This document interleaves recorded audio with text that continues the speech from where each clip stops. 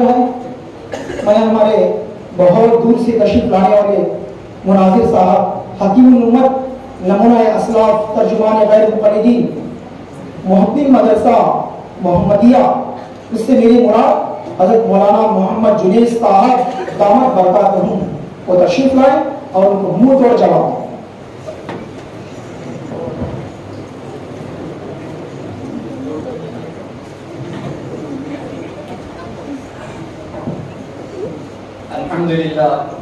अल्हम्दुलिल्लाह रब्बिल आलमीन वस्सलातु वस्सलामु अला सय्यिदिल अंबिया वल मुरसलीन मुहम्मदिन व आलिहि व अस्हाबिहि अजमईन।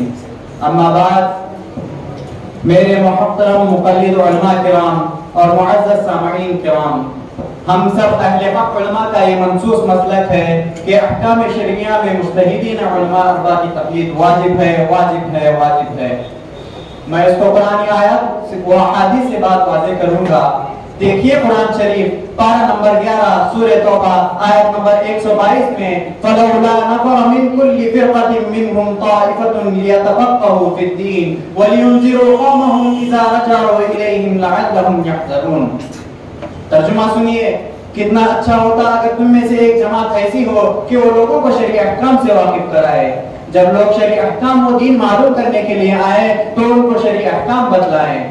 इस आयत में अल्लाह ताला ने नबी का जिक्र नहीं फरमाया बल्कि अहले इल्म का जिक्र किया कि अहले आम नास को दीन बयान करे, और आम नास का तज़किरा किया कि अहले इल्म से मालूम करे।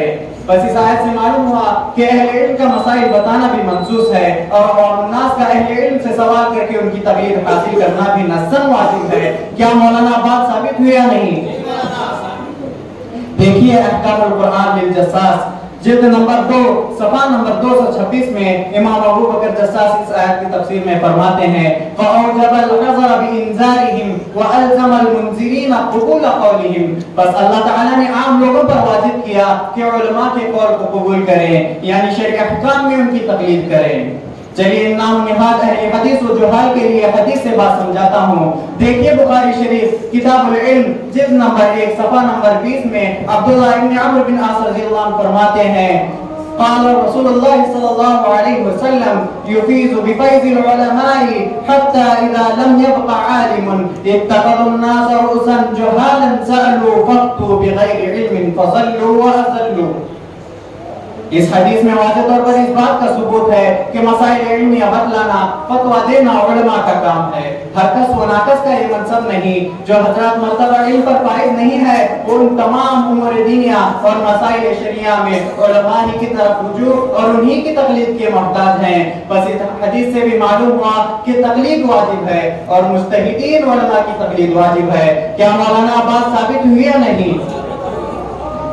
देखिए मदारुल हक सफ़ा नंबर 290 में साहिब मदारुल हक फरमाते हैं फलिज़ालिका तक़लीदुल मज़ाहिब कान वाजिबन, कि इसी तरह तक़लीद मज़ाहिब भी वाजिब है, इसलिए कि शरीयत की हिफाजत वाजिब है और ये इस ज़माने में तक़लीद के बगैर हासिल नहीं हो सकती।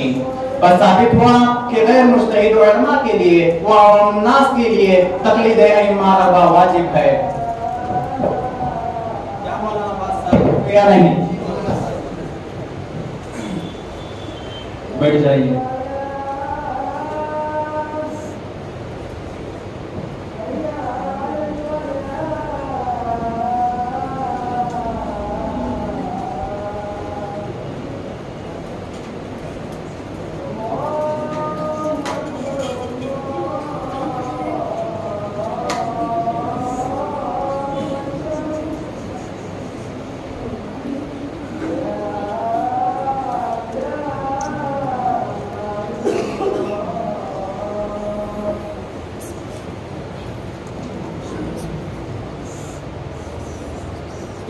बैठ जाइए मुनाज़िर साहब। ऐसा लग रहा था अहले हक के बाकी आलिम आ गए हैं।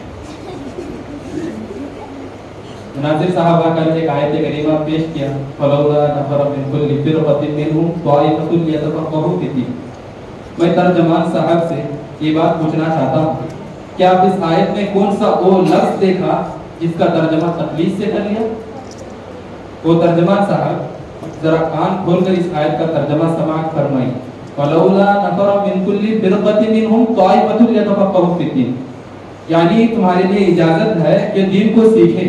تفقہ کے معنی ہے سمجھنا، غور و فکر کرنا، لہذا یہاں صرف دین کو سمجھنے کی اور غور و فکر کرنے کی اجازت ہے، بلکہ یہ نہیں کہ کسی کی اقتدا کرے۔ ارے مقلد صاحب، قرآن میں تعویل کر کے کیوں اپنے آپ کو گناہ میں ڈال رہے ہو؟ میں دعا کرتا ہوں کہ اللہ ہماری ان سب سے حفاظت کرے۔ اور رہی حدیث کی بات، کم از کم حدیث کی بات کو تو سمجھ لیتے۔ حضرت عبداللہ بن عمرو بن عاص رضی اللہ عنہ فرماتے ہیں، اللہ کے نبی صلی اللہ علیہ وسلم کا وہ قول جس میں نبی صلی اللہ علیہ وسلم نے فرمایا علماء کی فیض سے لوگ فائدہ اٹھائیں گے۔ ارے مناظر صاحب، یہ بات عام ہے۔ مثال کے طور پر کسی کو وضو کا طریقہ نہیں آتا، اگر وہ آپ کے پاس آ کر سیکھ لیا تو کیا آپ یہ کہیں گے کہ میری بھی تقلید کر دو؟ ایسا نہیں ہے۔ اگر ایسا ہے تو جتنے علماء موجود ہیں سب کی تقلید واجب ہو جاتی ہے، لیکن یہ بات درست نہیں ہے۔ ترجمان صاحب، اس حدیث میں صرف علماء سے اپنے علم کو حاصل کرنا ہے، نہ کہ ان کی تقلید کرنا۔ اگر تقلید دنیا میں ہے تو صرف میرے نبی صلی اللہ علیہ وسلم کے ساتھ ہے، اس کے علاوہ کسی کے ساتھ تقلید جائز نہیں ہے، حرام ہے۔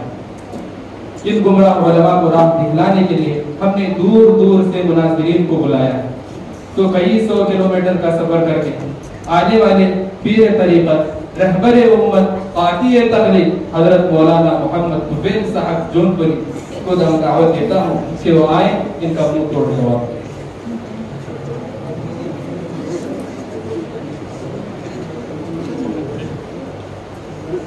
السلام علیکم ورحمۃ اللہ وبرکاتہ۔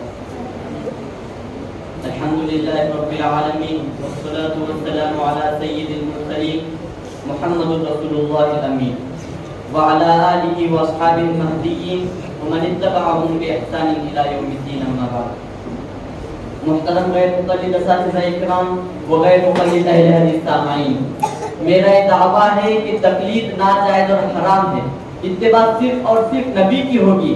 اس کو میں قرآن آیت و احادیث سے ثابت کروں گا۔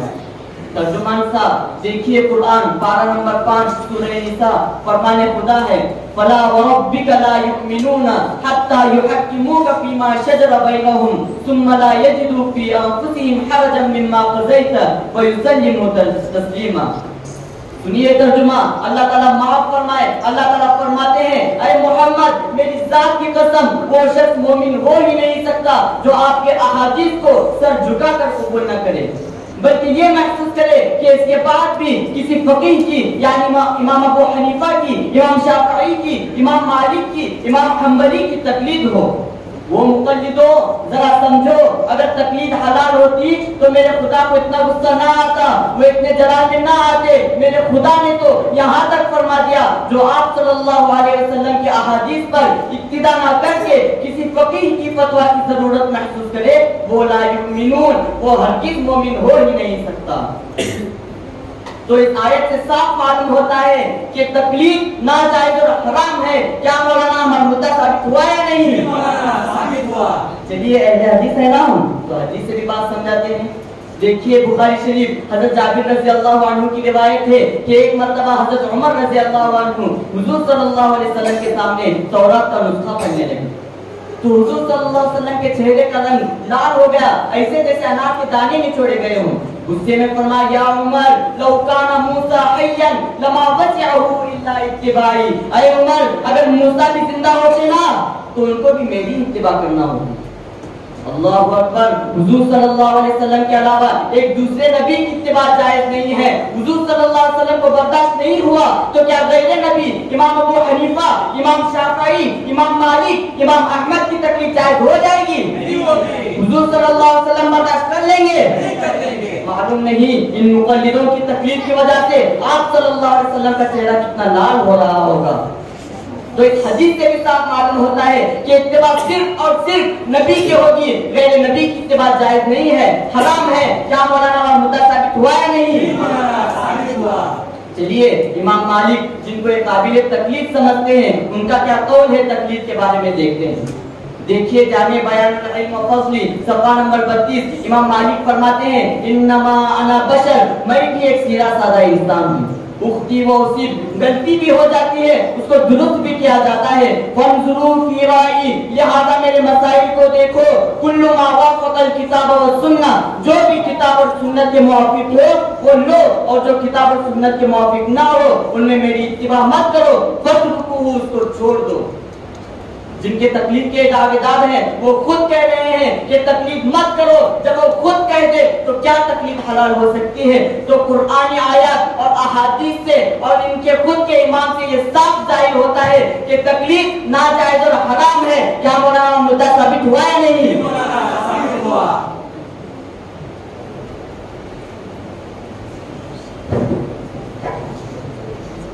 मुनाजिर साहब को देखकर मुझे ये अशार के साख्ता याद आ गया।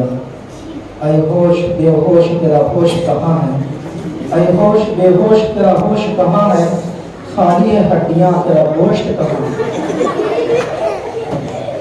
मुनाजिर साहब और तर्जुमान साहब और कान खोल कर सुन लें। ये आयत जो आपकी मुनाजिर साहब ने पेश की है, फला वरब्बिक ला युमिनूना हत्ता युहक्किमूका फीमा शजरा बैनहुम सुम्मा ला यजिदू फी अनफुसिहिम हरजन मिम्मा क़ज़ैत व युसल्लिमू तस्लीमा। यह दरअसल उस मुनाफिक के बारे में नाज़िल हुई थी जिसका एक यहूदी से झगड़ा हुआ था। ये दोनों अपना झगड़ा हुज़ूर सल्लल्लाहु अलैहि वसल्लम की खिदमत में लेकर हाजिर हुए।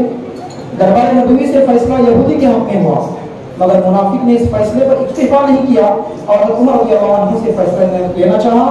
हज़रत उमर रज़ियल्लाहु अन्हु ने मालूम करके एक शख्स दरबार मोहम्मदी से फैसला लेने और हदीस नबवी सुन लेने के बावजूद मेरे पास आया है, उसको कत्ल कर डाला। और अगर जो चीज़ इस आयत से साबित है मुक़ल्लिदीन इसका इनकार नहीं करते, यानी हम इसका इनकार नहीं करते, और जिस चीज़ के मुक़ल्लिदीन कायल हैं इस आयत से उसकी तरदीद साबित नहीं होती। देखिए बुखारी शरीफ जिल्द नंबर 1 सफ़ा नंबर 22, आक़ा सल्लल्लाहु अलैहि वसल्लम ने मरज़ुल मौत के दौरान इरशाद फरमाया कि कलम गवाह लाओ, मैं तुम्हें कुछ लिखवा दूँ ताकि तुम मेरी बात गुमराह न हो जाओ। और उमर रज़ियल्लाहु अन्हु ने जावल इरशाद फरमाया कि हमें अल्लाह की किताब काफ़ी है, लिखवाने की ज़रूरत नहीं। अगर यहाँ हम गैर मुक़ल्लिद हज़रात की बात मानेंगे तो उमर रज़ियल्लाहु अन्हु को खारिज इस्लाम मानना पड़ेगा। नऊज़ बिल्लाह मिन ज़ालिक। बज़ाहिर उमर रज़ियल्लाहु अन्हु हुज़ूर सल्लल्लाहु अलैहि वसल्लम के हुक्म को टालते हुए नजर आते हैं, हालांकि ऐसा नहीं। और मुनाजिर साहब हदीस पेश कर रहे थे, वकान मूसा हय्यन लमा वस्सअहु इल्ला इत्तिबाई। ये हदीस ये कह रहे हैं कि बुखारी में है, झूठ है। ये हदीस बुखारी की नहीं है बल्कि हदीस मिशकात में, मुस्नद अहमद में। मिशकात जिल्द नंबर 1 सफ़ा नंबर 32, मुस्नद अहमद जिल्द नंबर 3 और सफ़ा नंबर 338 में ये हदीस मज़कूर है। इस हदीस के जरिए तक़लीद को तोड़ना और इस्तेमाल करना क़तअन मरदूद है। इसलिए कि हदीस लौकान मूसा हय्यन, ये जो मज़कूर हदीस है, तक़लीद को रद्द करने के शौक़ में बुखारी शरीफ पर महज इफ्तिरा और कम अज़ कम खालिस वहम है। क्या ही अच्छा होगा कि मुनाजिर साहब हदीस की शुरू की इबारत पढ़ लेते। उन्होंने शुरू की इबारत को छोड़कर आखिरी इबारत को पेश किया था। मगर यकीन जानिए कि हम मुक़ल्लिदीन अहले हक़ में से किसी के तसव्वुर में हज़रत सल्लल्लाहु अलैहि वसल्लम को छोड़कर किसी और की पैरवी का सवाल पैदा हो ही नहीं सकता। वो तो गैर मनसूस मसाइल में, हम तो गैर मनसूस मसाइल में अइम्मा इकराम की इत्तिबा इसलिए करते हैं कि उनको हज़रत सल्लल्लाहु अलैहि वसल्लम की सुन्नत का शैदाई और मुत्तबाई और राज़दार समझते हैं। इसके बाद में एक ऐसे मुनाजिर साहब को दावत देने जा रहा हूँ जो गैर मुक़ल्लिदीन को मुक़ल्लिद बनाकर ही रहें। मेरे इससे मुराद मुफस्सिर कुरान, फ़क़ीह ज़मान, ख़तीब बेमिसाल, क़ादी ज़लालत, तर्जुमान अहले तक़लीद मौलाना मोहम्मद साहब दाम बरकातहू हैं, वो आए और उनका जवाब दें।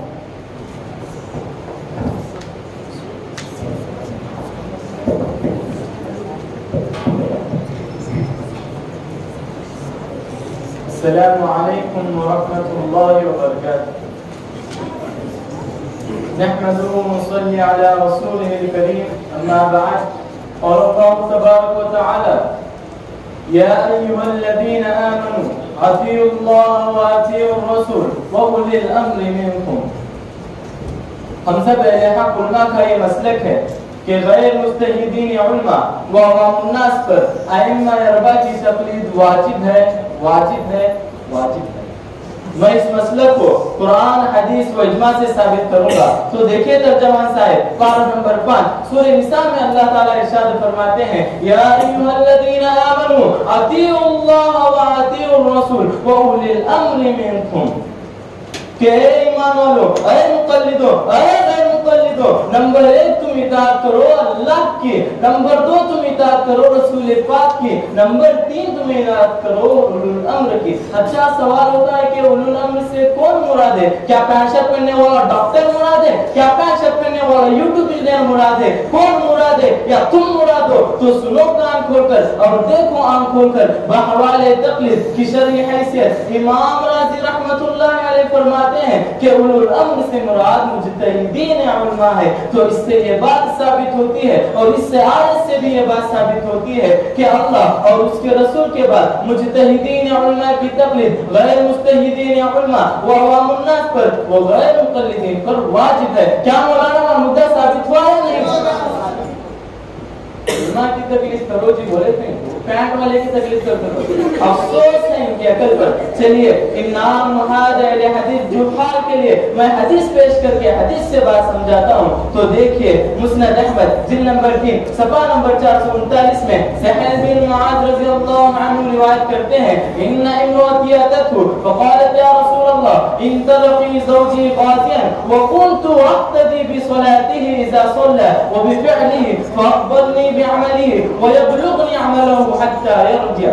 کہ ایک عورت حضور صلی اللہ علیہ وسلم کے پاس آتی ہے اور کہنے لگتی ہے کہ یا رسول اللہ میرے شوہر غزوے میں گئے ہیں، جب وہ تھے تو میں نماز میں ان کی اقتداء کرتی تھی اور دینی امور و احکام شرعیہ میں ان کی اتباع و تقلید کرتی تھی. اب وہ نہیں ہے، میں کیا کروں؟ تو اس حدیث میں عورت نے آپ صلی اللہ علیہ وسلم کو شوہر کی اتباع و تقلید کی خبر سنائی. اے غیر مقلدو، اے سرداران جاہلو، اے عقل کے نابالغو، اگر میرے حبیب صلی اللہ علیہ وسلم کے علاوہ کسی کی اتباع غیر شرعی ہوتی تو میرے حبیب صلی اللہ علیہ وسلم منع فرما دیتے. ان کا انکار نہ فرمانا، ان کا منع نہ فرمانا اس بات پر دلیل ہے کہ احکام شرعیہ میں مجتہدین علماء کی تقلید واجب ہے. کیا مولانا مدعا ثابت ہوا ہے؟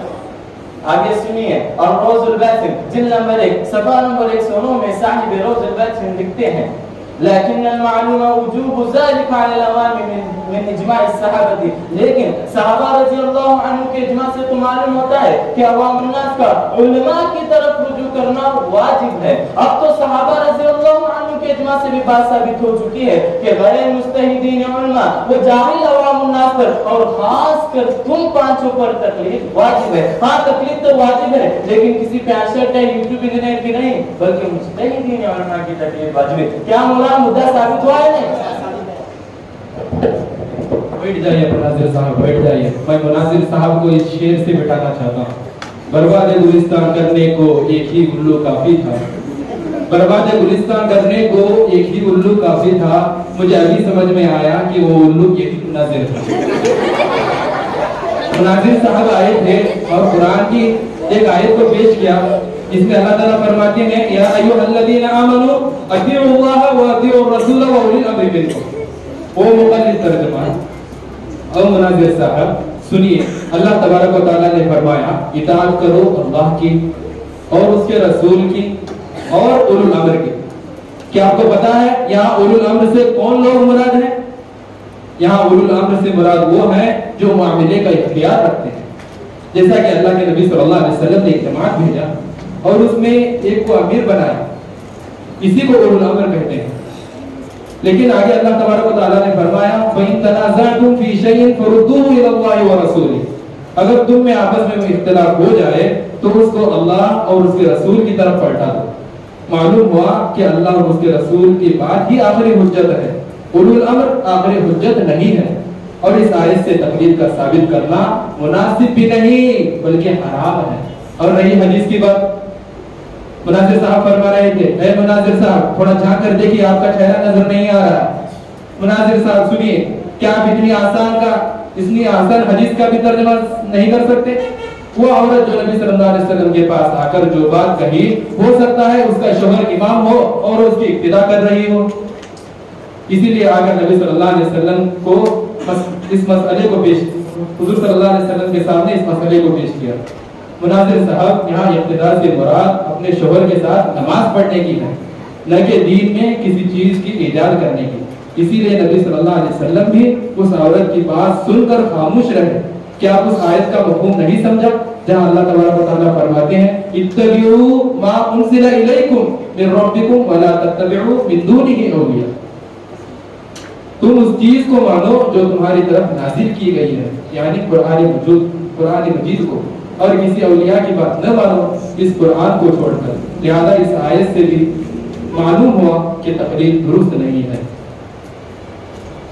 इन गुमराह उलमा को राह दिखलाने के लिए हमने दूर दूर से मुनाजिरीन को बुलाया है। लीजिए, हमारे पास बहुत से तजर्बेकार मुनाजिरीन मौजूद हैं। अब मैं दावत दे रहा हूँ खामोश मिजाज, गुमनाह, वकील शरीयत, तर्जुमान गैर मुक़ल्लिदियत, बानी व मुहतमिद, मदरसा अहमदिया सलफी हजरत मौलाना मोहम्मद फुरकान साहब, हजरत से अदबन गुजारिश है कि अपने अंदाज में इनको जवाब दें।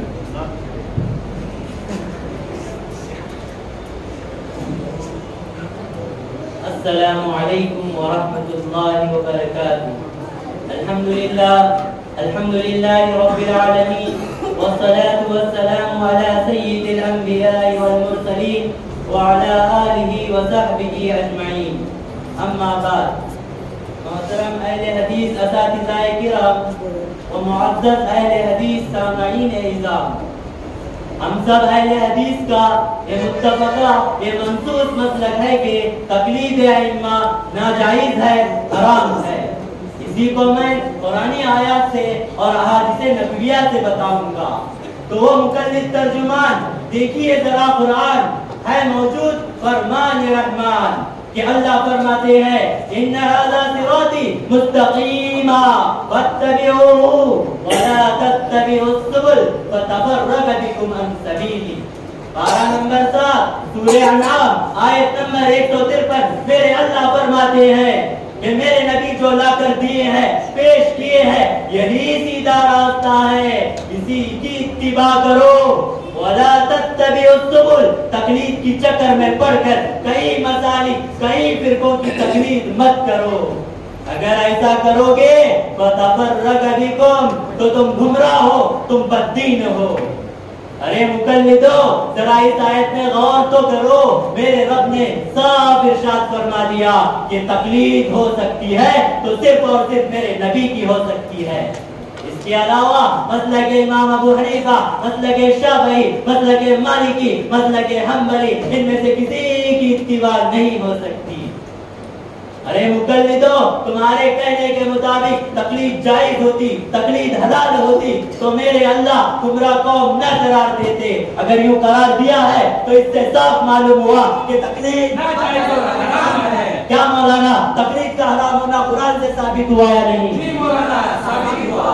चलिए, हम तो अहले हदीस है, हदीस से भी बात समझा देते हैं। तो तर्जुमान साहब थोड़ा बुखारी शरीफ में भी नजर दौड़ाइए कि हजरत अबू हुरैरा रज़ियल्लाहु अन्हु फरमाते हैं मेरे नबी ने फरमाया कुल्लु उम्मती यदखुलूनल जन्नह, मेरी सारी की सारी उम्मत जन्नत में दाखिल होगी, इल्ला मन अबा, सिवाय उन लोगों के जो जन्नत में दाखिल होने से इनकार करते। साहबा रज़ियल्लाहु अन्हुम ने ताज्जुब से पूछा मन याबा, ऐ अल्लाह के रसूल, जन्नत में जाने से कौन इनकार करेगा? और हुजूर ने फरमाया, गौर से सुनो मुकल्लिदो, गौर से सुनो कि हुजूर ने फरमाया मन अताअनी दखलल जन्नह, जिसने महज सिर्फ और सिर्फ मेरी इताअत की, मेरी इत्तिबा की, वो जन्नत में जाएगा। वमन असानी फक़द अबा, और जिसने मेरी नाफरमानी की तो उसने जन्नत में जाने से इनकार कर दिया। गोया कि हुजूर ने यूं फरमाया मेरे साहबा तुम ताज्जुब मत करो, वो भी एक कौम आएगी हनफिया के नाम से, शवाफिया के नाम से, मालिकिया के नाम से, हनाबिला के नाम से, जिसने महज मेरी इत्तिबा की वो जन्नत में जाएगा और मेरी इत्तिबा से इनकार करके किसी और की इत्तिबा करके मेरी नाफरमानी की वो जन्नत में नहीं जाएगा। अरे मुकल्लिदो, तुम्हारे कहने के मुताबिक तकलीद जायज होती, तकलीद हलाल होती तो मेरे नबी मुनकिरीन जन्नत में शुमार न फरमाते। अगर यूं फरमाया है तो इससे साफ मालूम हुआ कि तकलीद क्या मौलाना तकलीफ का हराम होना हदीस से साबित हुआ या नहीं? साबित हुआ। चलिए, अगर इनको कुरान से भी बात नहीं समझ आई, हदीस से भी बात नहीं समझ आई, तो अब इन्हीं के इमाम के कौल से बात समझाता हूँ। तो तर्जुमान साहब देखिए जामे बयानुल इल्म, देखिए जामे बयानुल इल्म, सफा नंबर भी बता देता हूँ, 129 सफा नंबर है। ये इमाम अहमद जिनकी तुम तकलीद करते हो वो खुद फरमा रहे हैं, ये औज़ाई की राय, ये मालिक की राय, ये अबू हनीफा की राय, ये तो महज राय है, इनकी कोई हैसियत नहीं, ये काबिल तकलीद नहीं, ये हुज्जत नहीं, हुज्जत तो सिर्फ और सिर्फ अहादीस है। तो लो, इन्हीं के मुअतमद इमाम ने भी कह दिया कि तकलीद नाजायज है, तकलीद हराम है। बस कुरान और हदीस से साबित हुआ कि तकलीद नाजायज वो हराम है। क्या मौलाना साबित हुआ या नहीं? जी मौलाना साबित हुआ।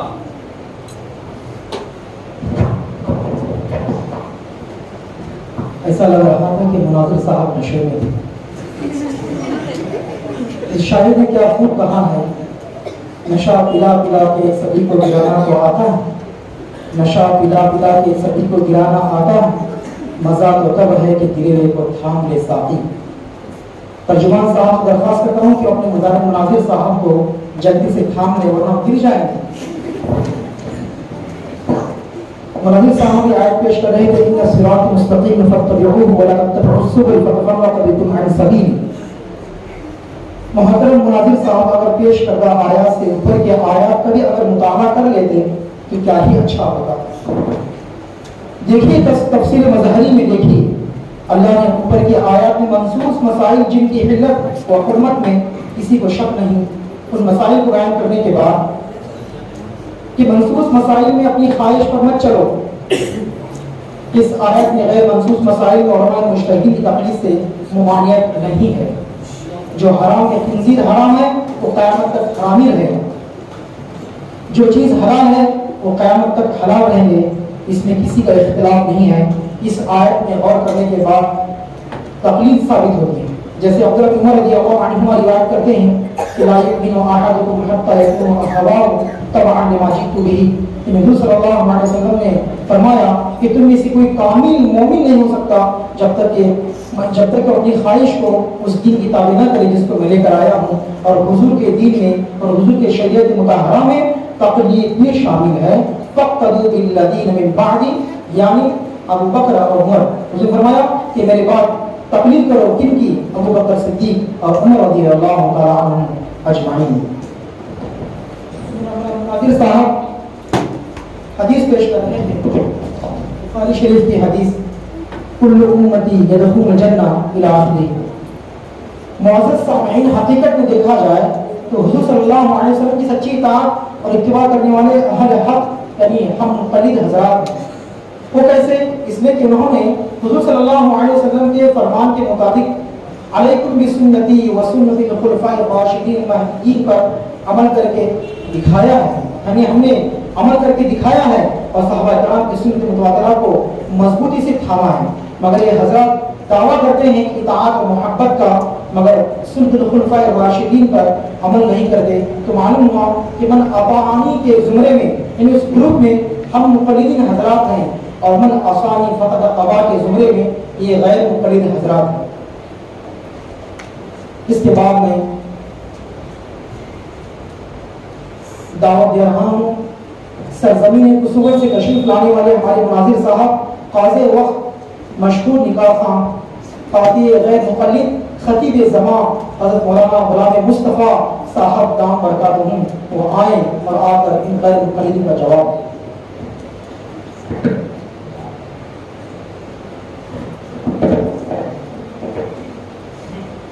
नहमदुहु हम्दन कसीरा व नस्तईनुहु इस्तिआनतन नसीरा व नशकुरुहु शुक्रन अज़ीमा व नुसल्ली अला नबिय्यिही हनीफा। मुहतरम मुअज़्ज़ज़ मुक़ल्लिद उलमाए किराम व मुअज़्ज़ज़ सामिईन किराम,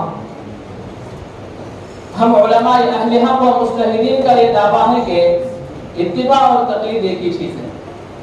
उम्मत पर सहाबा और मुज्तहिदीन और उलमा इकराम की तकलीद वाजिब है, वाजिब है, वाजिब है। और मैं इस दावे को कुरान व हदीस व इजमा से साबित करूंगा। देखिए कुरान शरीफ अल्लाह तबारक व तआला फरमाते हैं व इज़ा जाअहुम अम्रुन मिनल अम्नि अव खौफि अज़ाऊ बि व लौ रद्दूहु इला रसूलि व इला उलिल अम्रि मिनहुम लअलिमहु अल्लज़ीना यस्तंबितूनहु मिनहुम।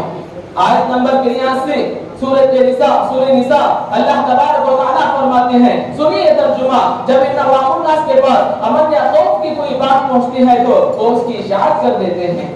और अगर वो इसी मामले को रसूलुल्लाह सल्लल्लाहु अलैहि वसल्लम की तरफ या अपने उलुल अम्र की तरफ लौटा देते हैं तो उनमें से जो अहले इस्तिंबात हैं उसकी हकीकत को खूब मालूम करते हैं। तो अल्लाह तबारक व तआला ने इस आयत में अहकाम शरिया में उसके हकीकत तक को पहुंचने के लिए अहले हक और उलमा की तकलीद का हुक्म दिया है।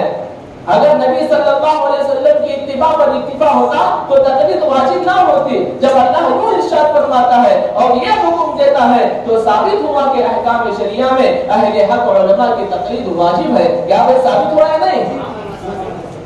देखिए अहकामुल कुरान जिल्द नंबर 2 इमाम अबू बकर अल-जस्सास रहमतुल्लाह अलैह फरमाते हैं इस आयत की तफसीर में व मिनहा अन्नल आमी अलैहि तक़लीदुल उलमाए फी अहकामिल हवादिस वाजिबुन। इस आयत से जो नुकात मालूम होते हैं उनमें से एक ये भी है कि आम आदमी और गैर मुक़ल्लिद के लिए वाजिब है कि अहकाम शरिया में अहले हक और उलमा की तक़लीद वाजिब है। क्या भाई तक़लीद का वजूब साबित हुआ है? चलिए जाहिल और नाम निहाल अहले हदीस को हदीस शरीफ से बात समझाता हूँ। देखिए तिरमिज़ी शरीफ बाबुल मनाक़िब जिल्द नंबर 3 सफ़ा नंबर 207 हज़रत हुज़ैफा रज़ियल्लाहु अन्हु की रिवायत मौजूद है। कुन्ना जुलूसन इंद नबी सल्लल्लाहु अलैहि वसल्लम, हम अल्लाह के नबी सल्लल्लाहु अलैहि वसल्लम के पास बैठे हुए थे। फरमाने लगे कि इन्नी ला अदरी मा बक़ाई फीकुम, मैं नहीं जानता कि मज़ीद कितने दिन तक तुम्हारे दरमियान रहूंगा, तो मेरे बाद भी अहकाम शरिया दरपेश होंगे। तो फक़्तदू बिल्लज़ीना मिन बादी, तो तुम मेरे बाद अहकाम शरिया में इत्तिबा व तक़लीद कर लेना अबू बकर व उमर की। वो गैर मुक़ल्लिदों अगर हुज़ूर सल्लल्लाहु अलैहि वसल्लम की इत्तिबा पर इक्तिफा होता, अलावा उनके किसी और की इत्तिबा ना होती तो अल्लाह के नबी सल्लल्लाहु अलैहि वसल्लम अबू बकर व उमर की तक़लीद का हुक्म क्यों दिया? अगर दिया है तो साबित हुआ कि तक़लीद का वजूब साबित है। क्या वो साबित हुआ है? नहीं। देखिए मिशकात किताबुल इल्म इब्न सीरीन रहमतुल्लाह अलैह फरमाते हैं सफ़ा नंबर 37 इन्ना हाज़ल इल्म दीनुन फंजुरू अम्मन ताखुज़ूना दीनकुम, बेशक ये इल्म दीन है, ये देख लो कि तुम अपना दीन किन से हासिल कर रहे हो। कहीं ये 5 शर्ट पहनने वाले जाहिल व डॉक्टर व इंजीनियर से तो हासिल नहीं कर, ये देख लो। इस इबादत से यही साबित होता है कि हर आदमी ऐसा नहीं जिससे दीन हासिल किया जा सके, बल्कि उसके लिए मखसूस अहले इल्म हज़रात है। सिर्फ अहले इल्म हज़रात ही से इल्म हासिल किया जा सकता है, बकिया हज़रात उन्हीं के ताबे और मुक़ल्लिद होंगे। क्या भाई तक़लीद का वजूब साबित हुआ है? नहीं। बैठ जाइए मुनाज़िर साहब, बैठ जाइए। ऐसा लग रहा है मुनाज़िर साहब अभी दावत कबूल करके आए हैं। मैं मुनाज़िर साहब को इस शेर से बिठाना चाहता हूँ, यार तेरा पेट तो मालिंदे जबल है, यार तेरा पेट तो मालिंदे जबल है, हाथी भी देख कर हैरान ये बोले हैं, मुस्सा नहीं जुस्सा तेरा मुझसे भी बड़ा है, गोया तू मेरे कौम का सरदार खड़ा है।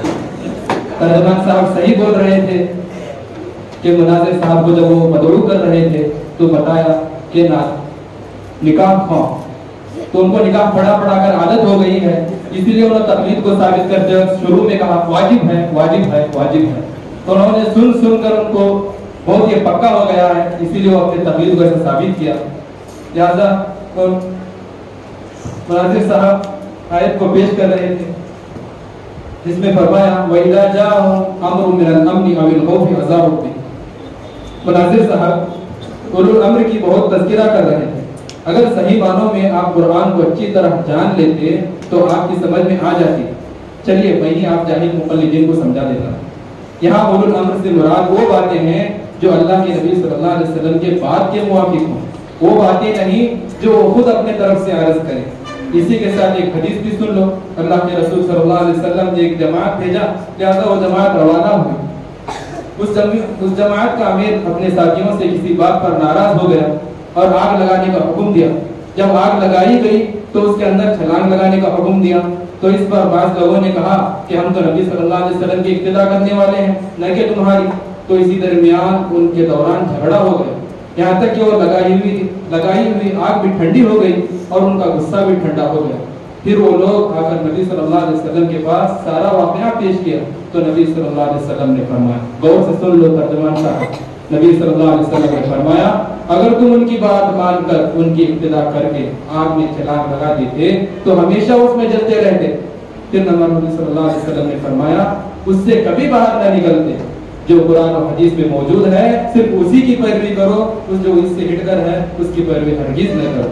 رہی حدیث کی بات، اس حدیث میں مناظر صاحب نے ابو بکر و عمر رضی اللہ عنہ کی اتباع کا حکم کیا، لیکن یہ سراسر غلط مفہوم ہے. اے مناظر صاحب، اس حدیث میں نبی صلی اللہ علیہ وسلم نے ایک ایسے ایک عام بات کہی، میرے مرنے کا کوئی وقت نہیں لہذا میرے بعد آپ دونوں ابو بکر و عمر کی اتباع کر لینا. اس اتباع سے مراد وہ نہیں جو ابو بکر و عمر اپنی طرف سے بتایا ہو، بلکہ وہ مراد ہے جو خود نبی صلی اللہ علیہ وسلم نے بتایا ہے، وہی بات لوگوں کے سامنے پیش کرنا. اے ترجمان صاحب، ایسا تو کسی کا بھی معلوم نہیں کہ موت کب کسے آئے گا. اب دیکھیے ہمارے محتمم صاحب جماعت میں چلے گئے تھے تو اپنی نشست ہمارے نائب محتمم صاحب حضرت رضوان صاحب کو دے کر چلے گئے. تو اب ہمارے نائب محتمم صاحب کا کام یہ ہے کہ جو ہمارے محتمم صاحب یہ تھے، اب نائب محتمم صاحب یہ نہیں کہہ سکتے کہ میں محتمم ہوں، نماز کو، روزے کو، زکوٰۃ کو تبدیل کر دوں گا، کیونکہ یہ تو شرعی کام ہے. تو ٹھیک اسی طرح حضرت ابو بکر و عمر کا بھی یہی مسئلہ ہے، جو نبی صلی اللہ علیہ وسلم نے بتایا وہی قیامت تک رہے گا. تو ابو بکر و عمر کی ابتدا سے مراد یہی ہے کہ دین کے وہ کام جو نبی نے کیا ہے وہ کرو، اگر اس سے ہٹ کر ہے تو نہ مانو. محترم سامعین، اب تک یہ مناظرہ تقلید کے عنوان پر چل رہا تھا. ہم ڈھیر سارے مسائل تقلید عدم جواز پر پیش کیے. اب دوسرا عنوان طلاق ثلاثہ کا ہے. اس دوسرے عنوان پر روشنی ڈالنے کے لیے میں ہمارے مناظر کو مدعو کر رہا ہوں. ہمارے پاس دور دور سے مناظرین تشریف لائے ہوئے ہیں. اب میں ایسے مناظر صاحب کو دعوت دے رہا ہوں جو رہتے ہیں جنگلی علاقے میں، درندوں کی درندگی کی پرواہ کیے بغیر مسلک غیر مقلدیت کی اشاعت میں لگے رہتے ہیں. صوفی وقت، امام زمانہ، قائد امت، وکیل سلفیت حضرت مولانا محمد سمیر صاحب آ کر ان کو طلاق ثلاثہ کی حقیقت سے واقف کروائیں.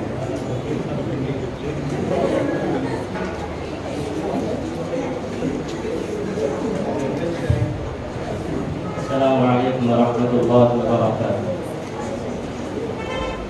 الحمدللہ رب العالمین والصلاة والسلام على سید الانبیاء والمرسلین محمد وآلہ واصحابہ اجمعین. اما بعد، محترم و مکرم اہل حدیث علماء اکرام و معزز سامعین احترام، ہم اہل حدیث علماء کا یہ متفقہ مسلک ہے کہ ایک مجلس کی 3 طلاق ایک شمار ہوگی، بیوی نکاح میں باقی رہے گی. میں اس مسلک کو قرآنی آیات و احادیث مبارکہ سے ثابت کروں گا. دیکھیے قرآن پارہ نمبر 2 سورہ بقرہ، اللہ تبارک و تعالی ارشاد فرماتے ہیں الطلاق مرتان، 2 طلاق دیا. بعد والی آیت میں فرمایا وَإِن طَلَّقَهَا، وقفہ سے 2 دینے کے بعد تیسری بھی دی تو فَلَا تَحِلُّ لَهُ مِن بَعْدُ، اس کے بعد وہ بیوی اس کے لیے حلال نہیں رہے گی. تو آیت کہتی ہے الگ الگ دیتے ہوئے تیسری یا 3 دیا تو نکاح ختم. ایک مجلس کے 3 سے نکاح ختم نہیں ہوگا. اگر ہونے والا ہوتا تو اللہ تبارک و تعالی اس کو واضح فرما دیتے. جب نہیں فرمایا تو اس سے معلوم ہوا کہ ایک مجلس کی 3 ایک ہی ہے. کیا مولانا ثابت ہوا ہے؟ نہیں، جی مولانا ثابت ہوا. چلیے حدیث سے اور واضح انداز میں ثابت کرتا ہوں. دیکھیے صحیح مسلم جلد نمبر 1 صفحہ نمبر 777، حضرت ابن عباس رضی اللہ عنہ روایت فرماتے ہیں کہ کان الطلاق علی عہد رسول اللہ صلی اللہ علیہ وسلم و ابی بکر و سنتین من خلافت عمر طلاق الطلاق واحدۃ. حضرت ابن عباس رضی اللہ عنہ روایت فرماتے ہیں کہ حضور صلی اللہ علیہ وسلم کے زمانے میں اور ابو بکر رضی اللہ عنہ کے زمانے میں اور حضرت عمر رضی اللہ عنہ کے خلافت کے شروعاتی 2 سال میں 3 طلاق ایک شمار ہوتی تھی. کس نے کہا حضرت ابن عباس رضی اللہ عنہ نے کس کے زمانے میں؟ حضور صلی اللہ علیہ وسلم کے زمانے میں. جب حضور صلی اللہ علیہ وسلم کے زمانے میں 3 طلاق ایک ہوئی تھی تو کسی کی کیا وجہ کہ ان کو 3 شمار کر کے نکاح کو ختم کر دے. بس اس حدیث سے صراحتاً ثابت ہوا کہ ایک مجلس کی 3 ایک ہی ہے. کیا مولانا ثابت ہوا ہے نہیں؟ جی مولانا ثابت ہوا. چلیے ایک اور حدیث سے اپنی بات کو ثابت کرتا ہوں. دیکھیے مسند امام احمد جلد نمبر 11 صفحہ نمبر 25 حضرت ابن عباس رضی اللہ عنہ روایت فرماتے ہیں کہ حضرت رقیہ رضی اللہ عنہ نے اپنی بیوی کو ایک مجلس میں 3 طلاق دی تھی. طلق امرأته ثلاثا في مجلس واحد فعزنا بہت افسوس ہوا. فسأله رسول الله صلی اللہ علیہ وسلم كيف طلقتها کیسے طلاق دیا؟ قال حضور صلی اللہ علیہ وسلم نے فرمایا وَإِنَّمَا تِلْكَ وَاحِدَةٌ وہ تو فقط ایک ہی شمار ہوگی. کیا فرمایا مولانا؟ فَإِنَّمَا تِلْكَ وَاحِدَةٌ. تو اس حدیث سے صاف معلوم ہوا کہ ایک مجلس کی 3 طلاق 3 شمار ہو کر نکاح ختم نہیں ہوگا بلکہ ایک شمار ہوگا اور رجوع کا اختیار رہے گا. کیا مولانا ہمارا مدعا ثابت ہوا ہے؟ جی مولانا ثابت ہوا.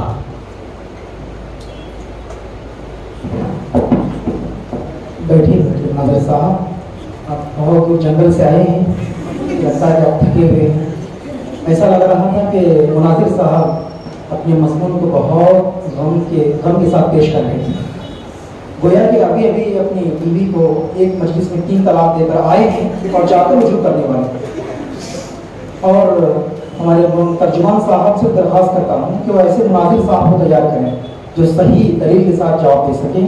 اگر آپ ترجمان صاحب کو واٹس ایپ اور یوٹیوب اور انسٹاگرام سے فرصت ملے تو الطلاق و مرتان کے شان نزول تھوڑا دیکھ لیا کریں کہ اس میں اللہ تعالیٰ نے کیا بیان کیا ہے. مولانا صاحب الطلاق و مرتان کے 2 شان نزول ہیں. یہ جو صاحب بیان کر رہے تھے یہ صاحب بالکل غلط اور منگھڑت باتیں اور اپنے طرف سے جو ہے ملا کر پیش کر رہے تھے. اصل میں طلاق و مرتان کے 2 شان نزول ہیں. ایک شان نزول وہ ہے جس امام بائہقی رحمۃ اللہ علیہ نے حضرت اماں جان عائشہ رضی اللہ عنہا سے نقل کیا ہے. حضرت اماں جان عائشہ رضی اللہ عنہا فرماتی ہیں کہ پہلے طلاق و مرتان کی پہلی طلاق کی کوئی حد نہیں تھی. آدمی بیوی کو طلاق دیتا رہتا تھا اور عدت گزرنے کے بعد رجوع کر لیتا تھا. یہ آیت نازل ہونے کے بعد طلاق کی حد متعین ہو گئی اور بتایا گیا کہ 1 طلاق اور 2 طلاق میں آدمی رجوع کر سکتا ہے مگر 3 طلاق کے بعد رجوع نہیں کر سکتا یہاں تک کہ وہ دوسرے شوہر سے نکاح کر لے. دوسرا شان نزول امام طبری رحمۃ اللہ علیہ اپنی تفسیر لکھتے ہیں اس آیت سے طریقہ بتایا گیا ہے کہ طلاق کو الگ الگ طہروں میں دیا جائے گا. ایک ساتھ بیک وقت طلاق دینا اللہ تعالیٰ کو ناپسندیدہ ہے، پھر بھی طلاق واقع ہو جائے گی اور بیک وقت میں 2 طلاق ہوں یا 3 طلاق ہوں واقع ہو جائیں گے. حدیث پیش کر رہے تھے. اس حدیث کا مطلب یہ نہیں کہ جو غیر مقلدین حضرات بیان کر رہے ہیں کہ حضور صلی اللہ علیہ وسلم اور ابو بکر صدیق رضی اللہ عنہ اور عمر فاروق رضی اللہ عنہ کے زمانے میں 3 طلاقوں کو بیک وقت میں ایک ہی قرار دیا جاتا تھا. یہ سراسر غلط اور الفاظ حدیث پر صحیح غور نہ کرنے کا نتیجہ ہے. اور مناظر صاحب آدھی حدیث بیان کر کے چلے گئے تو بقیہ حدیث کو بیان کر کے تو عقل ٹھکانے پر آ جاتی ہے، جس میں خود عمر رضی اللہ عنہ فرما رہے ہیں کہ قد استعجلوا کہ لوگ پہلے تو صرف 1 طلاق پر اکتفا کرتے تھے مگر اب وہ جلد بازی کر رہے ہیں. ان 3 طلاق ایک ساتھ دینے لگے تو انہوں نے 3 طلاق کو نافذ کر دیا جس کو خود سرور کونین رحمت دو عالم صلی اللہ علیہ وسلم نے خود نافذ کر دیا تھا. کہیں ایسا نہ ہو کہ لوگ اس حکم کو غیر مقلدین حضرات کی طرح کچھ اور سمجھنے لگے. لہٰذا انہوں نے عمر رضی اللہ عنہ نے اس حکم کی تجدید کر دی. ایک اہم نقطہ یہ سمجھ لیجیے وہ حدیث میں طلاق الثلاثہ کا لفظ ہے. یہ صفت موصوف نہیں ہے بلکہ اضافت کی ترکیب ہے، جس کا ترجمہ یہ ہے کہ 3 طلاقوں کی طلاق یعنی 3 طلاق دینے کی بجائے صرف 1 طلاق دے دیتے. اس کے بعد میں اور رکان والی حدیث پیش کر رہے تھے مولانا صاحب کے روا اس کے راوی ابن جریر جو بیان کر رہے ہیں تو ضعیف ہیں. امام دارقطنی رحمۃ اللہ فرماتے ہیں وہ قابل احتجاج نہیں ہے، بلکہ صحیح روایت یہ ہے کہ انہوں نے طلاق البتہ دی تھی، اور لفظ البتہ ایک طلاق اور 3 طلاق دونوں کو محتمل ہے. اور سنن ابو داؤد میں جس کے راوی نافع بن عجیز ہیں، حضور صلی اللہ علیہ وسلم خود حضرت رکانہ سے پوچھا تھا کہ آپ نے البتہ سے کتنے طلاق کا ارادہ کیا؟ انہوں نے 2 مرتبہ اللہ کی قسم کھا کر کہا تھا کہ میں نے البتہ سے صرف ایک ہی طلاق کا ارادہ کر لیا ہے. تو حضور صلی اللہ علیہ وسلم نے ان کو رجوع کر لینے کا حکم دیا.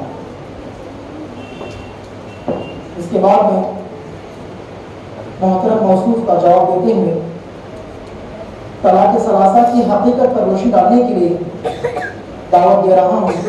نمونہ اسلاف، قائد ملت، حامی سنت، دافع غیر مقلدیت، وکیل احناف حضرت مولانا عبد الباسط دام برکاتہ رحمۃ اللہ علیہ دام برکاتہ وہ آ کر طلاق ثلاثہ کی حقیقت بیان کریں.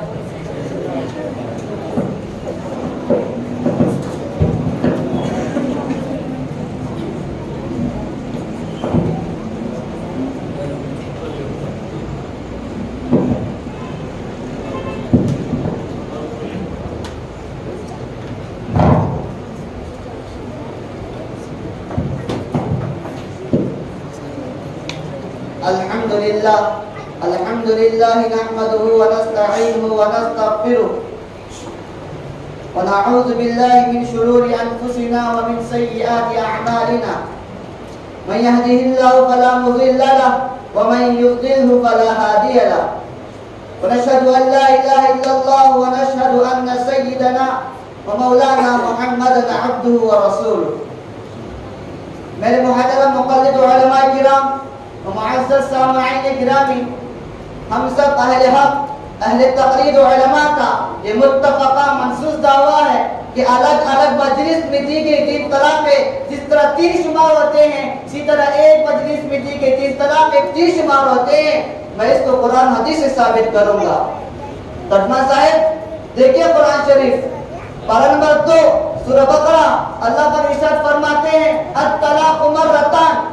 ناظر صاحب آئے تھے اور یہی آیت پیش کر رہے تھے. ناظر صاحب پر اس کا شریعت سماعت فرمائے. اللہ پاک فرماتے ہیں زمانے جاہلیت میں لوگ جتنے سے طلاق دیتے تھے اور رجوع کر لیتے تھے تو اللہ نے حکم بتلایا کہ صحیح الفاظ میں 1 یا 2 دیر ہو فَإِمْسَاكُمْ بِمَعْرُوفٍ تو بہتر انداز میں رجوع کر سکتے ہو. وَبَعْدُهُ فَإِنْ طَلَّقَهَا اور اگر 2 کے بعد رجوع کر کے رجوع کیے بغیر کسی طلاق دے دیے کان کھول کر سنو فلا تحل له، اب محض رجوع کافی نہ ہوگا. تو یہ آیت وقفے سے دین میں کسی طلاق دینے پر حلت ختم ہو جانے پر دلالت کرتی ہے. تو یہی